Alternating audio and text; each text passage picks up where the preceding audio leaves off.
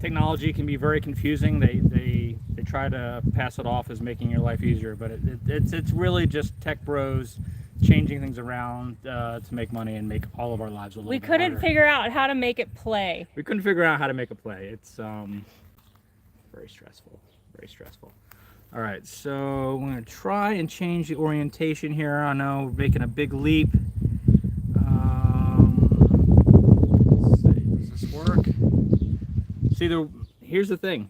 A few minutes ago, there was a little tab to do orientation. Now there is no little tab. Just bear with us. This is our first time live streaming from a cell phone. We really suck at it.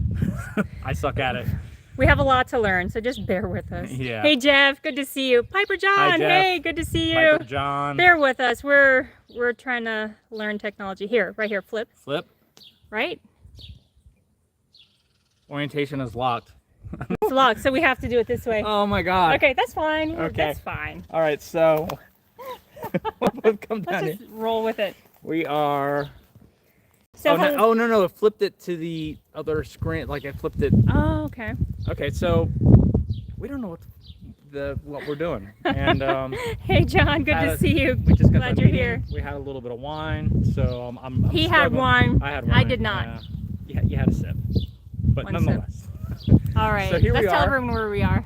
We're in Voskopojë, Albania, and this is about 8 miles or 13 kilometers outside of Korça, and it's an ancient stone city that was founded in the 1300s by the noble Musaka family.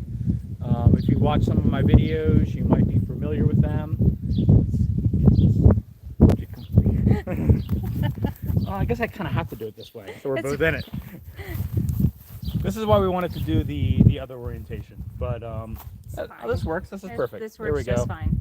So we're in this town called Voskopojë. It was founded in the 13th century by the Musaka family, and they were a very powerful Byzantine Albanian family that ruled everything from Castoria all the way to the Adriatic under the auspices of Constantinople, and ruled for several centuries. And this little town was established, and it was established by the Musaka family, but for Romanians who are also known as Vlachs. And what they are is basically they are Latin-speaking Romans, even though we're in the east. So here in the eastern part of what was the empire, pretty much everything was Greek. But this group of people spoke primarily Latin as their native language. Now, eventually, they became Hellenized and began speaking Greek, and they also would have been Illyrian, so Albanian would have been one of their native tongues. But basically, that's who established this town. So the Musaka family made it so they could. They came. They created this little town here up in the mountains. Became one of the most important cities in Albania. It lied right along one of the major trade routes between east and west, and they made the most of it. At the height of its power in the 17th, 18th century, it had almost 30,000 residents, which today it's kind of a small village. It's very quaint, it's very quiet, but you can imagine with 30,000 people, it was a pretty active place, and it was extremely lucrative to be here, and people did well. So we're here in front of the Church of St. Mary's. This is a post-Byzantine structure. At one point, there were 26 Byzantine-style churches in the city. Today, most of them are in ruins, but about 8 of them are still extant. They're still here standing, and the Albanian government has put a lot of time and money into restoring them and making them like the one you see behind us, where it's still a structure, and you can go inside, and the frescoes are still there. And all this stuff will be on my channel later on when I do a specific video. Off right now? Yeah, right now they're all closed because we're after 5 o'clock. So, and it's a Sunday, so pretty much everything is closed. but there are about 8 churches in the area, and they are in a pretty good state of repair. It's hard to believe that there were that many churches. This is such a small village, and it's hard to believe that there were, what'd you say, 26 different churches around There were here? 26 different churches, but there were, at the time there were 30,000 people, whereas today maybe a couple thousand people who live in the village full time. Maybe not even not even that. It's very quiet here. It's interesting because it looks small. Like there's not that many structures. So we're walking around all these different streets and kind of going down some side streets, and you find ruins everywhere. Everywhere. There's just walls and old churches and just structures that you can't really tell what they are. We even took a hike into the mountains and we were finding like old walls.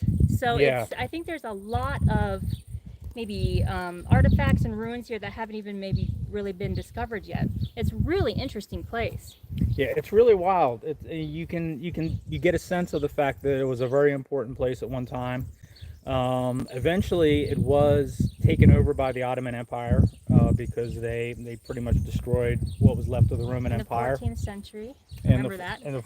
That's one of the 5 facts I memorized for this. So in the 14th century, they kind of took over, but the Muzaka family, they had made some deals with the Ottomans, famously in Castoria. And basically they said, okay, well, instead of us trying to defend all these cities, which we know is kind of a lost cause, as long as you allow us self-governance and don't oppress the people and allow them to practice their religion and everything else, allow them to stay Orthodox as opposed to trying to force them all to convert to Islam, we will hand over some of these territories peacefully, just spare us the bloodshed. And that's kind of what happened. And that entails is basically the people here probably paid higher taxes to the Ottomans, but they were allowed to keep their way of life. So they're allowed to keep their churches, they were allowed to stay Orthodox, and it became very much a kind of a Roman Byzantine refuge for these people, and particularly the Aromanians, who had, because they were not Greek speaking, they were already kind of a minority in the area. So they mostly Hellenized. They started learning Greek, and then Albanian was probably one of their primary languages as well. And they just kind of assimilated, and they kind of continued their way of life. And even under the Ottomans, the place really prospered.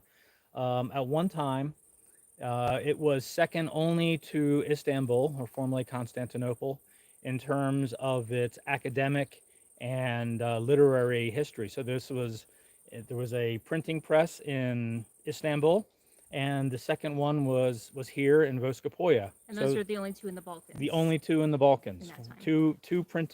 Two publishing companies that were printing books and everything. Again, that's just really hard to imagine because this is such a small, quiet village.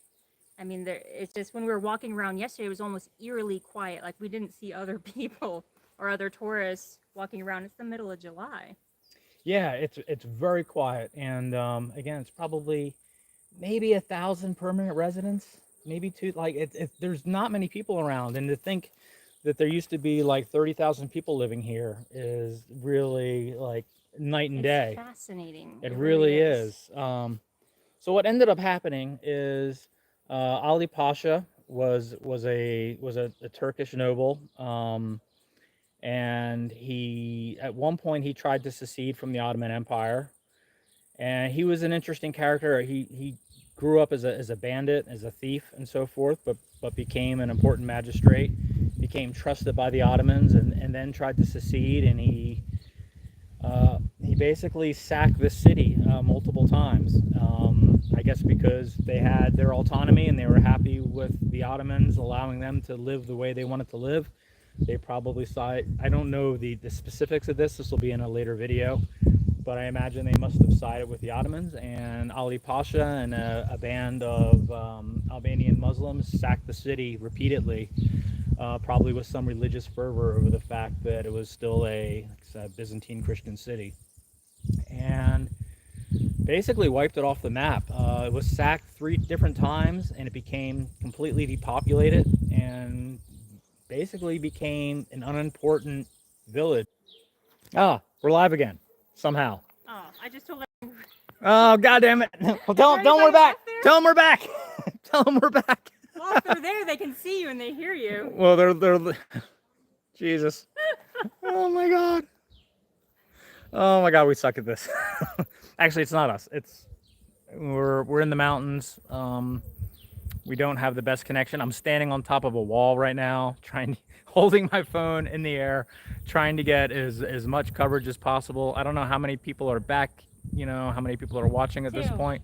We got 2 people watching. Well, whoever hung on for 2 minutes, thank you so much. We appreciate your patience. Thank you, Piper John.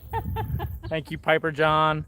And John Gowen. Thanks. And John Gowen, thank you so much for sticking with us. We're doing our best. John. This is things were going well for a while there. I don't know how we Oh wait, we're back up to 8 people. Back up to 8 people. Okay. Well, hello, Wow. 8 people. As I'm up here, Andrew's down there because I'm standing on top of a wall, trying to get glean as much data as possible from the tech gods. So here we are. So anyway, where was I at? So I'm trying to finish. So basically, the town got sacked repeatedly. It got turned into a small agricultural village, which is kind of where it's been for the past couple centuries. And now people are, they're making an effort to rebuild. Are you sure this is closed? Did you check the door?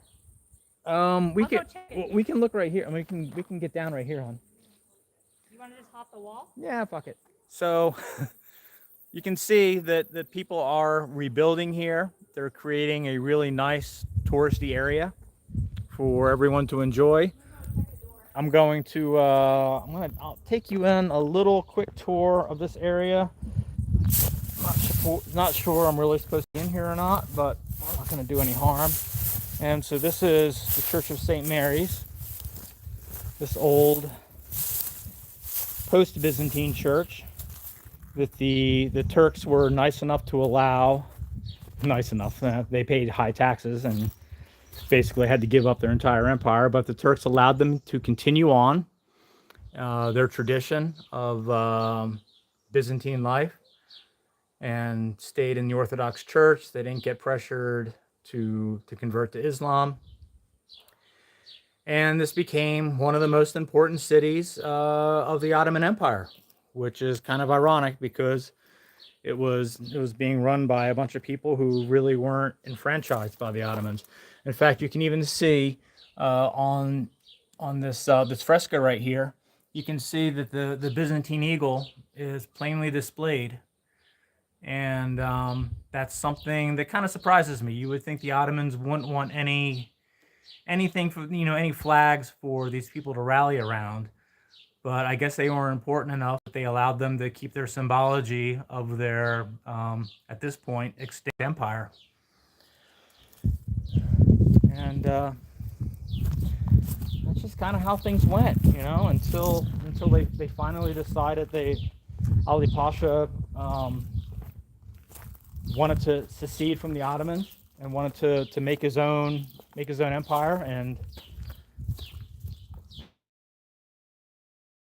wipe this place out and wipe out anyone that was willing to work with the Ottomans. Despite the fact that he had a history of being tolerant towards Christians, he sacked this place, and probably, as you can imagine, lots of bloodshed, lots of bad things happened, and the town was basically left in ruins for centuries. And what we see today has been lovingly restored and turned back into something that people can come and visit. I'll show you this tower you can see coming in to the structure. Really, really a cool, unique place. And the whole town is made of stone. It's like the streets are stone, the houses are stone, the churches are stone. Everything here is made of stone. It's really just as special a place as it can be. And that's it. I just want to give you guys kind of a brief history of the area. I'll do an actual YouTube video on Voskopojë. Used to be called Moskopole, but eventually it was changed to Voskopojë. which is more Albanian, where the Voskopojë is more of a Greek word. And so I just want to give you guys an overview of. I'm just being the lookout over here. Andrea's watching out to make sure I don't get in trouble. Thanks to her. I'm talking to everyone in the comments. I'm talking to everyone in the comments. So what we're going to do now is we'll transition to her channel at 6 o'clock, which is 5 minutes from now. So Eastern. Noon Eastern for you folks in America. And we're going to take a walk around the town. It's just so quaint and picturesque and cute and scenic and historic. It's all the words. And so we're just going to take a walk around town and bring you all with us on my channel. So I hope some of you will jump over there to New Life in Albania.